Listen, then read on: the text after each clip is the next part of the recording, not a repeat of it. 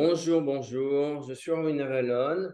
Je vais faire un peu on va dire, un état des lieux de notre époque, du moment que nous traversons.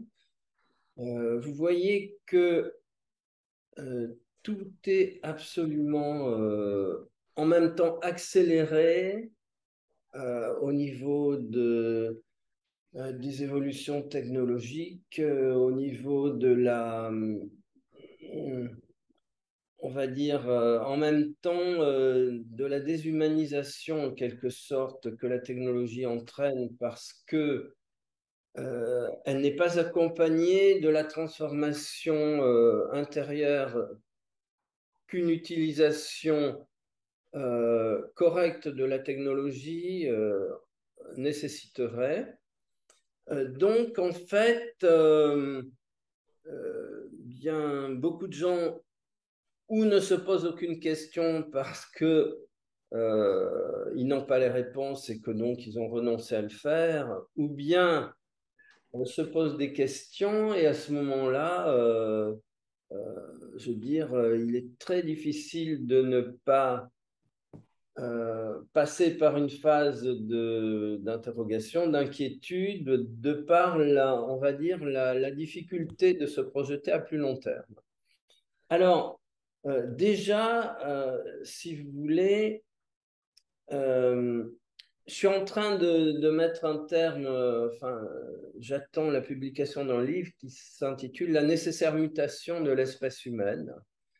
Et si vous voulez, c'est un peu dans cette optique-là que je vous propose d'aborder la question. Euh, j'ai un ami qui hier revenait du Kenya où il est allé passer 8 jours chez les Maasai. Il m'a raconté dans une forêt lointaine et il a passé 8 jours à rire avec ces gens dans la forêt.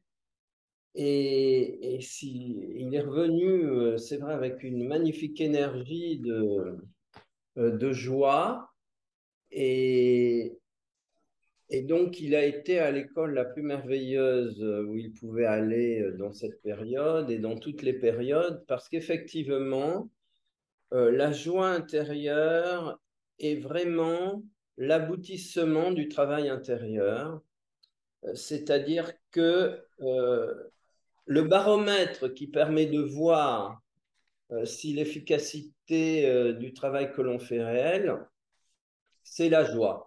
En même temps, si vous voulez, c'est plus facile d'accéder à la joie quand vous vivez au fin fond d'une forêt à 2000 mètres d'altitude sur un continent où vous vous contentez, on va dire, de conditions de vie basiques sans être, on va dire, à la recherche du mieux-être, entre guillemets, matériel préconisé dans à peu près toutes les régions du monde. Et donc, bien sûr, on se retrouve confronté à l'écart considérable qu'il y a entre l'être et l'avoir. Et si vous voulez, dans les sociétés où l'avoir est vraiment mis au premier plan, l'être court derrière l'avoir, et puis l'avoir va tellement vite que l'être n'arrive plus à suivre le mouvement. Et c'est un peu à cela qu'on assiste. Et voilà, donc pour moi, il est absolument essentiel, essentiel, essentiel de se libérer des mémoires pesantes de notre passé. euh, Parce que ces mémoires pesantes nous relient à l'avoir et nous empêchent de passer dans l'être. Si vous voulez, parce que l'être, c'est le monde de la joie et les mémoires pesantes vont complètement à l'encontre de cette joie et donc nous, littéralement, nous plombent et nous emprisonnent dans l'avoir. Donc le nettoyage des mémoires accumulées de tous les traumatismes émotionnels du passé qui engendre toutes les préoccupations, les idées fixes, les ruminations et les inquiétudes au niveau mental, ce sont en réalité nos plus grands ennemis. Ce sont nos plus grands ennemis personnels et ce sont aussi des ennemis dans le sens où ils nous emprisonnent au monde de l'avoir qui est préconisé par nos sociétés. Voilà. Donc, c'est une des raisons pour lesquelles, dans le travail que je préconise, ce travail est basé complètement sur le nettoyage de ces mémoires émotionnelles, des mémoires de souffrance, des mémoires de peur, des mémoires de rancune, des mémoires de rancœur, de tristesse, de dépression, de culpabilité, d'infériorité. En fait, tous ces sentiments qui abaissent notre fréquence vibratoire et qui nous empêchent d'être libres. Parce que la liberté se trouve dans justement la vie. Voilà. Et donc, on travaille complètement avec les forces de vie pour expulser littéralement tout ce qui en nous va à l'encontre de l'expression de ces forces de vie. Voilà. Et donc ça, c'est au niveau personnel. Ensuite, au niveau collectif, on peut se demander pourquoi.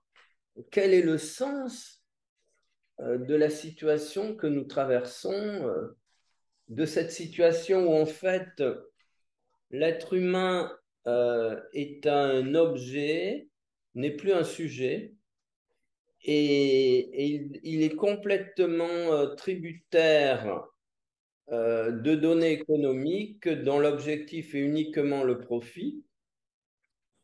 Et ça, c'est justement, on va dire, l'illustration d'un monde complètement dominé et terrassé par l'avoir. Il est dominé dans un premier plan, mais dans un deuxième temps, il est terrassé parce que l'avoir, coupant l'individu, on va dire, de l'abondance de vie que la création déverse sur lui, euh, l'emprisonne peu à peu dans les forces de mort.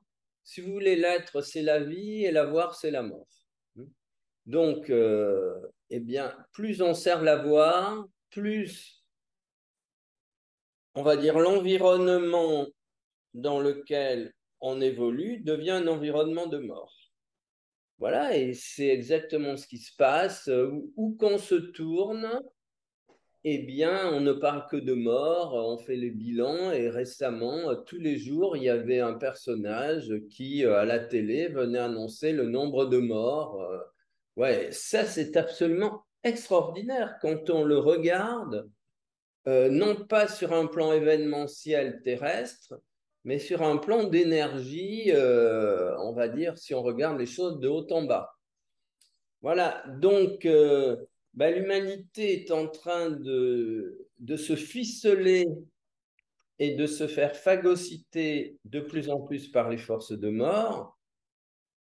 Mais si vous voulez, dans ce cas-là, c'est notre civilisation qui s'effondre, qui meurt par nécessité, parce qu'elle a, on va dire, fait un pacte avec les forces de mort. Voilà. Mais c'est d'une simplicité extraordinaire. Il n'y a pas à chercher à étudier dans les plus petits détails les revenus, les déficits de la balance du commerce, gna gna, les dettes des États. Non, non, non. Bah, qu'est-ce que c'est que la dette? C'est aussi la prévalence de l'énergie de mort sur la force de vie. Je veux dire, regardez même au niveau individuel, quand on a de la dette,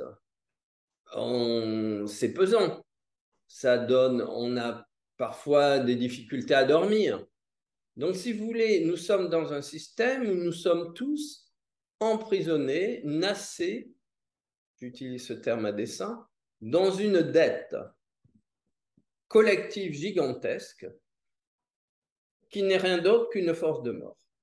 Voilà, alors, bon, il y a de moins en moins de gens, enfin, j'en sais rien, qui croient, on va dire, à l'existence de forces divines ou de forces de l'au-delà, de l'au-delà de la Terre, de l'au-delà de la matière telle qu'on la perçoit et connaît. Moi, j'aime bien, on va dire, donner comme définition du divin la vie. Voilà. Pour moi, le divin, c'est l'énergie de vie en action dans la création et qui a été capable de mettre en œuvre le monde extraordinaire où nous nous trouvons. Enfin, c'est quelque chose absolument impressionnant. Et donc, eh bien, si vous voulez, ce qu'on ne sait pas, c'est qu'il y a un niveau d'expression, d'identification à la mort où l'énergie de vie ne se reconnaît plus. Et donc, c'est un peu comme un arbre, si vous voulez, qui commence à tomber malade et puis qui perd ses feuilles et on assiste progressivement à la mort de l'arbre. Voilà. Et ce qui est très intéressant aussi, c'est que euh, les premiers indices de désagrégation de l'arbre du fait qu'il commence à être assujetti aux forces de mort euh, sont très très peu visibles. Les processus au départ sont très lents, puis ils s'accélèrent. Et on est exactement dans cette phase où tous les processus mortifères, on va dire, accompagnant la détérioration de nos sociétés, a été au début très peu visible. Et là, c'est en phase d'accélération gigantesque. Voilà, donc si vous voulez, c'est comme si la force de vie se retirait progressivement. Il n'alimente plus la sève de l'arbre qu'est notre société. Et, et, et voilà, donc ce n'est ni bien ni mal. C'est ça qu'il est très important. C'est plutôt bien que mal d'ailleurs. Parce que si on considère que la seule réalité et la seule vérité se trouve dans la vie, eh bien, tout ce qui s'éloigne de la vie doit mourir. Voilà, bon, donc je veux dire, on n'a pas, il n'y a aucune inquiétude à avoir, il n'y a qu'à, nous sommes des observateurs de ce qui se passe et nous sommes ici pour une raison, justement, pour être capable d'être un observateur le plus neutre possible.